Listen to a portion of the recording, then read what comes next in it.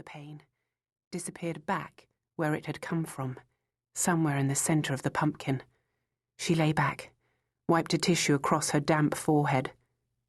Not indigestion, and 3 hours to go. "You okay?" The boy was looking at her, concern mixed with distaste. "Yes. Fine. Thanks." He turned away. They had landed. Everyone was standing up, pulling their luggage down from the lockers. The moment had coincided with a very violent pain.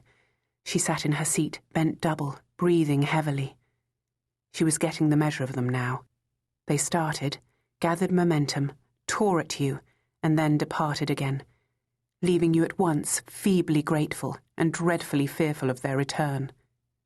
Well, she hadn't had it on the plane.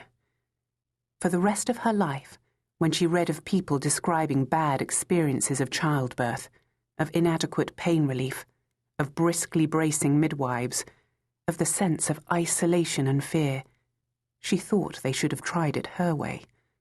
Alone, in a space little bigger than a cupboard, the only pain relief distraction therapy. She counted the tiles on the walls, more and more as the time went by. Her only companion a fly buzzing relentlessly. She worried about the fly, the dirt and disease it might be carrying. Looked at it thankfully as it suddenly dropped, exhausted, on its back and expired. And then there were some brushes and mops and some clean towels. Thank God for those towels. How could she ever have thought 1 pack of cotton wool would be enough? Her isolation was absolute.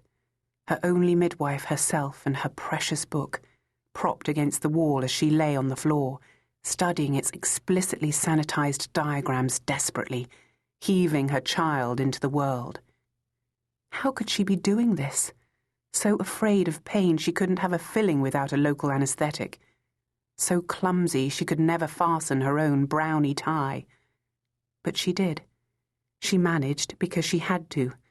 There was nothing else for it.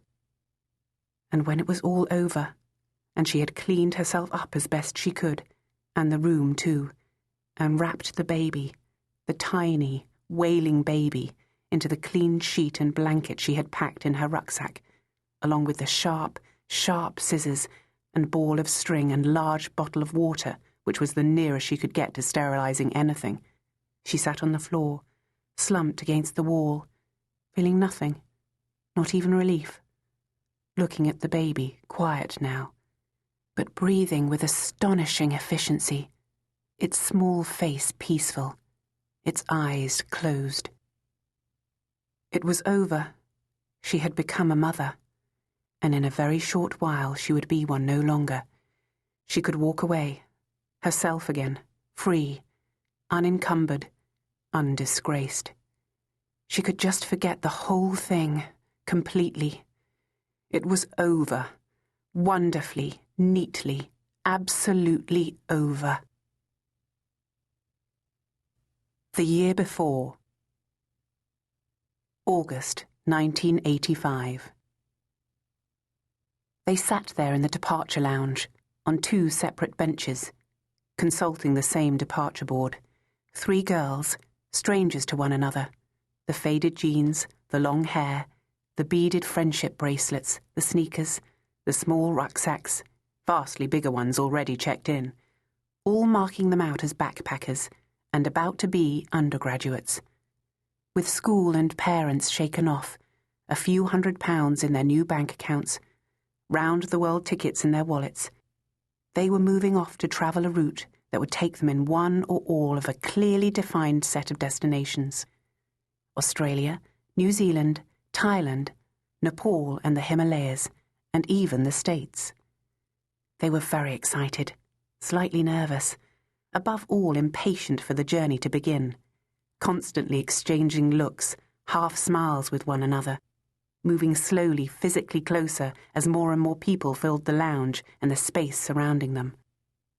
It was the announcement that brought them finally together, the announcement that their flight to Bangkok had been delayed for 3 hours. Their eyes met, eyebrows raised, and they all stood picking up their bags, moving